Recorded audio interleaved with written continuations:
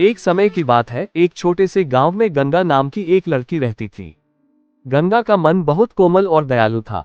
उसके माता पिता उसे बहुत प्यार करते थे और गांव के लोग उसकी सादगी और नेकदिल स्वभाव की प्रशंसा करते थे। गंगा का सपना था कि वह बड़ी होकर एक डॉक्टर बने और अपने गांव के लोगों की सेवा करे।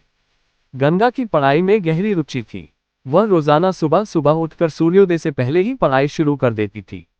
उसके पिता, जो किसान थे, उसे हमेशा प्रोत्साहित करते थे और कहते थे, गंगा, तुम्हारी मेहनत और लगन ही तुम्हें सफलता के शिखर तक पहुंचाएगी। गंगा ये सुनकर और भी प्रेरित हो जाती थी। एक दिन गांव में एक भयंकर तूफान आया। चारों ओर तबाही मच गई, पेड़ उखड़ गए और कई घर क्षतिग्रस्त हो गए। गंगा का परिवार भी इस तूफान से प्रभावित हुआ। उनके घर की छत उड़ गई और उनकी फसलें बर्बाद हो गई।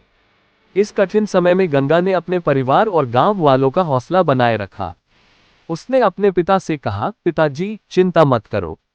हम सब मिलकर फिर से अपना घर बनाएंगे और फसलें उगाएंगे। गंगा की बातों से सभी को नई ऊर्जा मिली।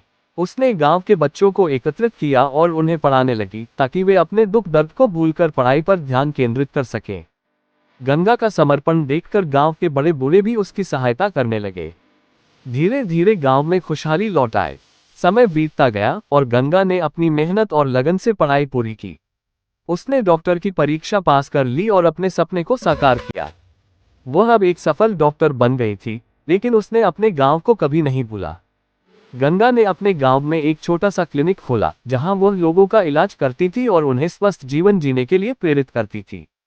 गंगा के इस कार्य से गांव के लोग उसे देवी की तरह मानने लगे। उन्होंने उसके सम्मान में गांव के चौक का नाम गंगा चौक रख दिया। गंगा की कहानी गांव के हर बच्चे के लिए प्रेरणा का स्रोत बन गई। इस तरह गंगा ने यह साबित कर दिया कि सच्ची मेहनत, समर्पण और दूसरों की सेवा करने की भावना से कोई भी इंसान अपने जीवन में महान बन सकता है।